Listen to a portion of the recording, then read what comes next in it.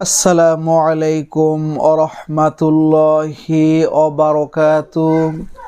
আপনারা দেখছেন মফিদি মিডিয়া, সাথে আছি আমি মনসুরুল হক মফিদি। আজ আমরা সরাসরি পবিত্র কোরআনুল কারীম থেকে সুন্দর একটি তদবির, সুন্দর একটি আমল, সুন্দর একটি নকশার আমল সম্পর্কে জেনে নিব। এই নকশাটির আমল খুবই কার্যকারী, খুবই সুন্দর, এই আমলটি খুবই শক্তিশালী। ইনশাল্লাহ আপনারা একটু কষ্ট করে ধৈর্যের সাথে ভিডিওটি দেখতে থাকুন। কীভাবে আমলটি করতে হয় সেটাই আমি আপনাদেরকে বুঝিয়ে বলে দিচ্ছি।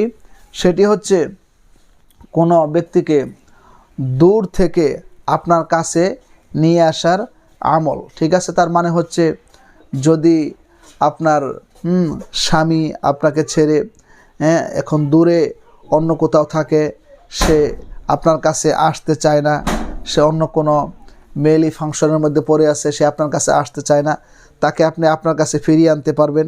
কিংবা আপনার স্ত্রী আপনার সাথে এখন ঘর সংসার করতে চায় না, আপনার কাছে আসতে চায় না, তাকে আপনি আপনার কাছে আনতে পারবেন। কিংবা আপনার কোনো ভাই বারাদর, কোনো আত্মীয় স্বজন যারা ঝগড়া করে বা কোনোভাবে রাগের বশত দূরে চলে গেছে, আপনাদেরকে এখন দেখতে পারেন, আপনার কাছে আসতে চায় না, তাকে আপনি আপনার কাছে আনতে পারবেন। কিংবা দেখা যায় যে অনেক, বিশেষ করে স্বামী স্ত্রীর ক্ষেত্রে, বা কাউকে আপনি বিবাহের জন্য পছন্দ করছেন, ভালোবাসছেন, সে আপনাকে বিবাহ করবে এরকম আশ্বাস দিয়েছিল, এখন সে আপনার সাথে কথা বলে না, বা আপনার কাছে আসতে চায় না, বা দেখা করতে চায় না, বা আপনার সাথে কোনো যোগাযোগ রাখে না, তাকেও আপনি হালাল পদ্ধতিতে বিয়ে করার জন্য আপনার কাছে নিয়ে আসতে পারবেন। ঠিক আছে, তো আমি যেহেতু এই লাইনে তদবিরের কাজ করি সারা বৎসর, অনেক দিনই ভাই বোনেরা বিশ্বের অনেক দেশ থেকে আমার সাথে ফোনে কথা বলেন, কাছে সাক্ষাতে এসে কোনো কাজ করায় নেয়, তদবির করায় নেয়, তো আমার সাথে তাদের মনের কথাগুলি বলে, তো সেই জন্য আমার অভিজ্ঞতাটা কিন্তু অনেক বেশি। তো এই আমলটি, এই নকশার উপর যদি আপনারা আমল করেন, সে যেখানেই থাকুক না কেন আপনার কাছে তাকে আসতেই হবে ইনশাল্লাহ।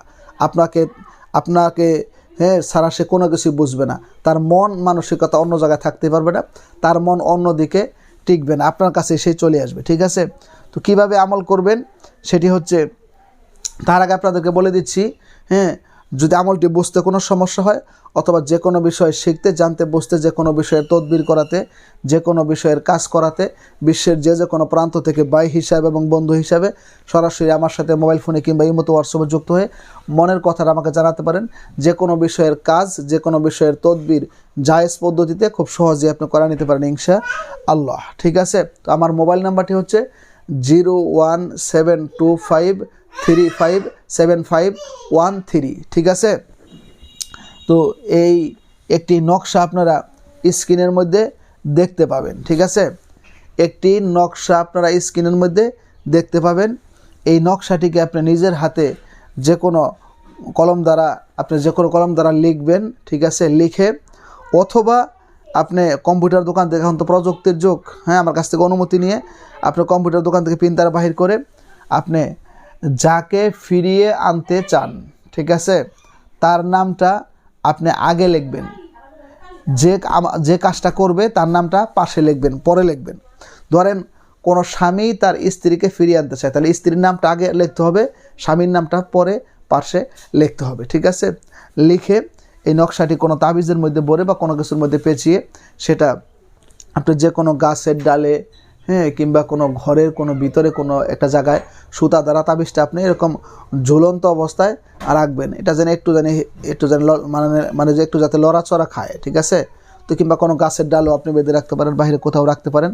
তো রাখলে ইনশাআল্লাহ আল্লাহ পাক রব্বুল আলামিনের রহমতে আপনি যাকে উদ্দেশ্য করে আমলটি করবেন, সে দেখবেন আপনার কাছে চলে আসছে, সে আপনার প্রতি বশ হয়ে যাবে, আপনাকে সে ভালোবাসবে, মহব্বত করবে, আপনাকে ছাড়া সে কোনো কিছুই বুঝবে না। ঠিক আছে, এই আমলটি আপনারা খুব সহজেই ইনশাল্লাহ করবেন। যারা আমলটি করবেন তারা অবশ্যই কমেন্টস বক্সে আমিন লিখে যাবেন। দূর থেকেও যদি আপনারা নকশা নিতে চান, হোয়াটসঅ্যাপেও নিতে পারবেন, এবং এখান থেকে স্ক্রিনশট দিয়েও আমল করতে পারবেন অনুমতি নিয়ে।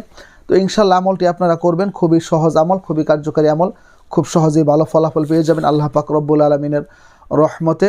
ঠিক আছে, আমি চাই যে আপনারা আপনাদের আপনজন নিয়ে, পরিবার পরিজন নিয়ে, স্বামী স্ত্রী নিয়ে, মনের মানুষ নিয়ে, সবাইকে নিয়ে সুখ এবং শান্তিতে আপনারা জীবনযাপন করেন। কারণ মনের মধ্যে যাতে কোনো কষ্ট না থাকে, যাতে আপনারা আপনাদের আপনজনকে নিয়ে সুখ শান্তিতে থাকতে পারেন, সেই প্রত্যাশা আমি সবসময় করি।